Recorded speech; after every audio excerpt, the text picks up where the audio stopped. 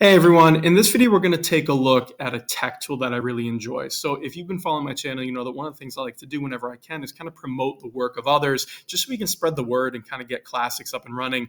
We need more people studying classics, reading Latin. Even if you're reading it in English, it's totally fine. Just more people interested in the subject. So that's what I want to do with this video. So this is going to look at Roman travel, and I'm going to show you a website, right, that I use a lot in my classroom called ORBIS, which comes from Stanford University. Just a quick overview of what it is, and hopefully it inspire you to check it out if you've never heard of it, and you can go appreciate this great website and great work for yourself. Okay, so like I said, we're going to dive in on the ORBIS site, which looks like this. So if you've never been there, you can do a quick Google. You'll find this is sort of the splash page when you first get to the site, and it explains what's going on here. But it has to do with Roman travel. And what this site lets you do is explore how people moved in the ancient world and get a better appreciation for how ancient Romans would move around the Mediterranean Sea. Okay, but before we dive into the nuts and bolts, let's just acknowledge the creators. Okay, so I have no clue who these people are. I've never met them. I'm just a big fan of their work. So we'll promote them, right? This comes right off their website. You can see that it's a collaboration. There's a lot of people who are working on it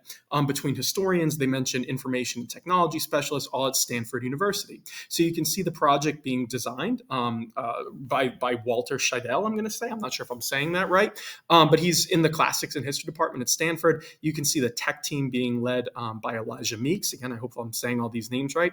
And then you have a geographer and web developer, Carl Grosser.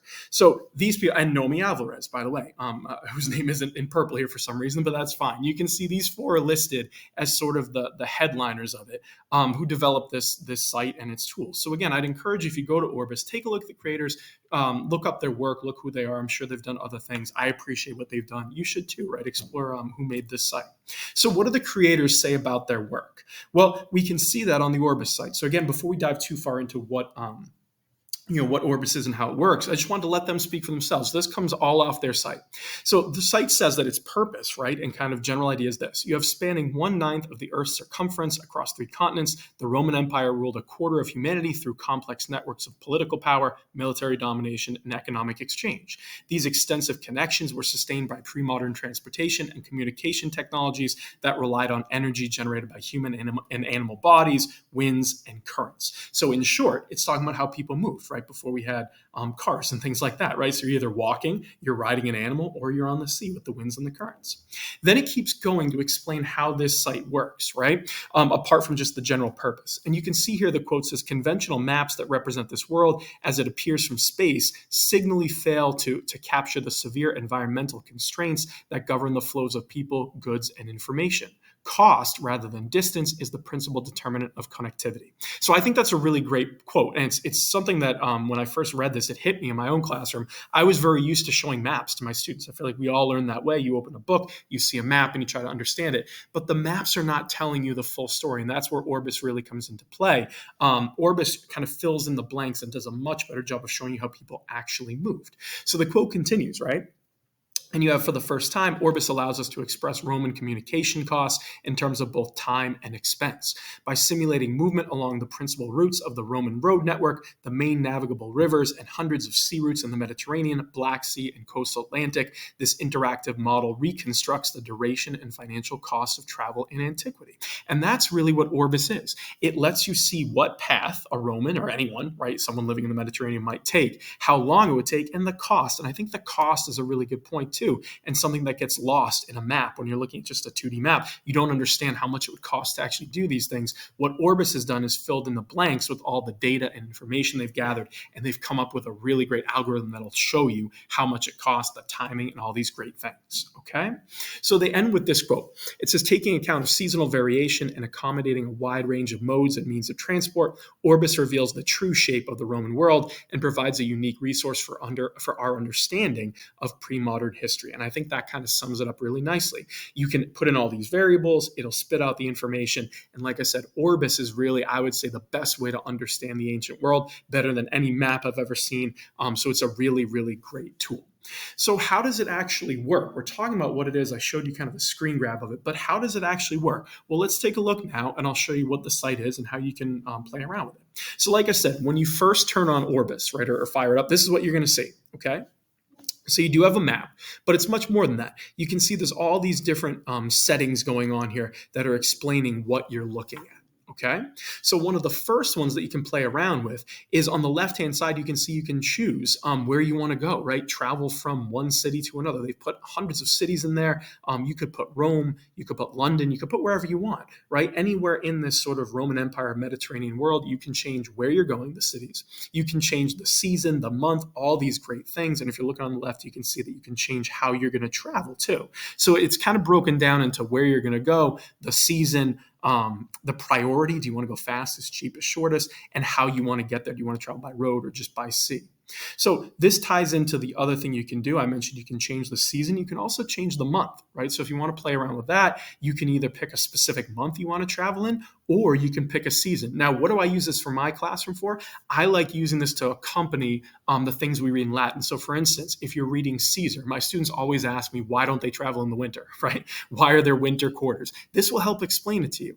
Or when I try to tell them, it's amazing how fast Julius Caesar was traveling, they don't fully understand. When I say like, wow, he got there in 3 days, that's impressive. To them, they don't always understand what I'm saying. So I like to use Orbis to fill in the gaps. And as we read together, we'll plug in different cities, different areas, regions, different times, depending on what we're talking about. And we'll see how long it would have taken the cost, right? That's the great advantage of Orbis. You can basically customize it to whatever you want. You could play around with it if you want and just explore, or you could use actual Latin text and kind of supplement them with this. You can better understand how people are moving. I've used it with textbooks too, fictional stories that I use. It just helps explain any type of movement to my students. It's a really, really great resource. So here's another couple things just to highlight that you can do. I mentioned you can change the season, things like that. This is on the left, you're seeing the priority. So again, you can go fastest, cheapest, or shortest, depending on what you want to do. And you can change the network, right? So how do you want to get there? I mentioned this before. You can see the options here: road, river, coastal sea, open sea, whatever you want to do. And at the very bottom, you can see that you can actually change how you're going to get there, whether you're traveling on foot or if you're a civilian, or what mode of transportation you want to take. There's a lot of variables you can put in. So, for instance, here's another example where I put in going from Rome to Londinium, and I said I want to travel by road and coastal sea. You can change if you're in a cart, on a horse. There's a lot of really, really great variables you can put in. And just as an example, like I said, I put traveling from Rome to London, and when you hit calculate route, it'll spit back an image on the map, which you can see here, showing you the route you could take. And again, this is all the great geospatial data they've put into it. It's showing me this is the route you would take if you were traveling by foot. I think I put in traveling in the summer, if I remember right, and the fastest route. And it's showing me that you don't want to travel by land to get there. That would not be the fastest route, which makes total sense. I think sometimes my students forget the Alps are in the way, and that's kind of a major obstacle, right? You wouldn't just go in a straight line. The other thing that my students tend to forget is that traveling by sea is much faster than traveling by land, right? In the ancient world, it definitely was, right? So if you're walking, you're not going to get there very fast. But it lets them kind of play around with walking in a cart, on a horse, by sea. This is all the data that Orbis will give you. So here's another image where I played around with it a little bit, and I switched it from the fastest route to the shortest route, right? I just wanted to see what is the shortest route, and that's what you're seeing in the navy blue up there. It's showing you that in terms of distance, going over land is the physically shortest route, but there's a major difference. So if you look at the very bottom, right, it's telling you a great little recap of all the information that this route would take. So for instance, on the bottom, it's saying that the journey, if you're traveling by land, right, the shortest route is 63.5 days, right? And it tells you how many kilometers that would take. It also puts the cost there. It's showing you how much weed it would take if you're traveling right by donkey, horse, whatever it is, the cost per passenger. All this information gets into it, so you can see right away it's 63 days, 2 months to get there is a really long time. Now, if we come back to the sea route, rather, you can see that if we switch it and go over by the ocean, it's much shorter. And if you switch it to a horse, you can see here if we're traveling by horse, it cuts it down to 34 days. So you can see the distance between going on land or by horse if you are going to take that overland route. So all this great info gets spit back at you. It's in a really succinct format. It goes right at the bottom of the page. If you're not sure of what this means, you could always look it up to explain to your students, what does this mean by going by wagon or donkey, whatever it might be. But it gives you a really, really great overview of the cost in denarii, right, of how much it would cost, the timing, the distance. This is all great stuff that, again, you can't get from a map, and this is why it's really, really useful. So what are the uses of Orbis, right? I've mentioned this a few times. I think it's extremely useful, but what could we use it for? Well, I just mentioned to you, you can use it to visualize and understand Roman travel, right? That's the point. When we talk about Romans moving or traveling, if you're looking at just a map, it's kind of abstract. It doesn't really get all the information for you. So now you can actually see it and understand what the best routes are, why certain cities would be more important than others, right? If you're on a main travel hub, that's why the city's there, right? Particularly if you're by the ocean. It also will help you when you're using alongside Latin works. I said particularly history. So if you want to see, in my class we read Eutropius and Hannibal crossing the Alps, things like this. We've done this before. We've tried to travel from Spain to Italy and what that route looks like and how long it would take. And we always ask, why didn't Hannibal just sail? All these great things. I think it brings to life a lot of Latin works, particularly if you're using history, just because you get so much information on marching of armies and travel and things like that. But anything you want to use it for, as long as you have the data and the information to know where you're going and what time you're leaving, right? What time of the year, and the method of travel, you can come up with some really great sort of ancillary work here and information that will really bring it to life for you, whether you're a teacher or a student or just someone who enjoys reading Latin or reading these works in English, whatever it might be. It's a great companion. I also think it's great for understanding cultural exchange, right? So when you see how people travel, now you get a much better sense of the cultures of these areas, right? Why are the Romans out on the water? Well, because they're in a peninsula. Why is it difficult to get to Britain? Any if you're going to the Eastern Mediterranean, right? Why is Tyre such an important city? The Greeks, why is everyone traveling by water? You can really see that and understand how cultures move once you understand the movements of people. And that kind of goes into the next bullet I have here of visualizing the movements of people and visualizing trade in the ancient world.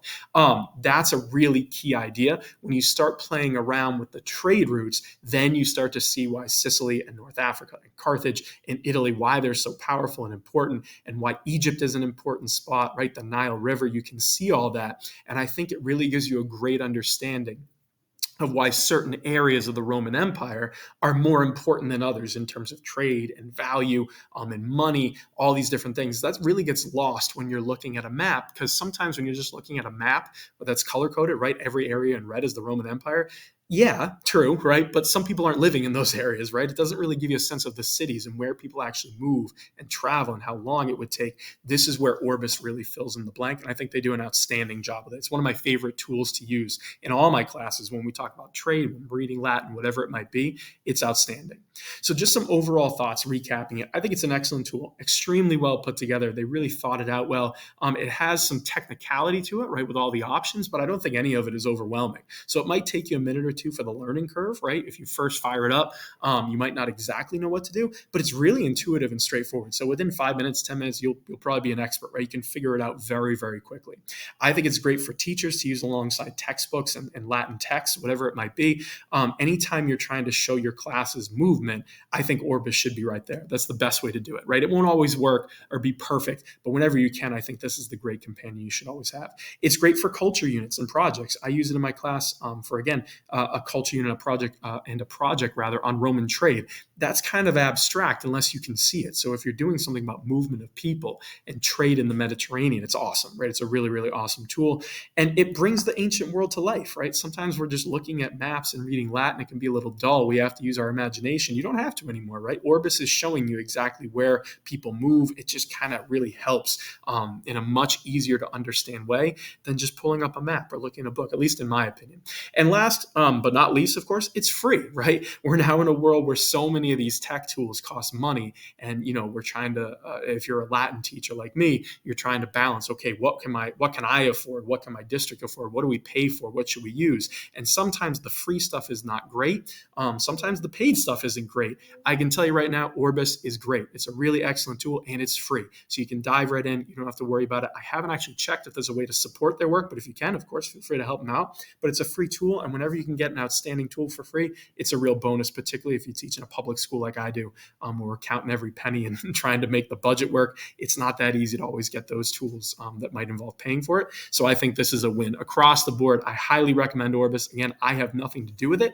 It's not my tool. I just think it has such a unique voice and perspective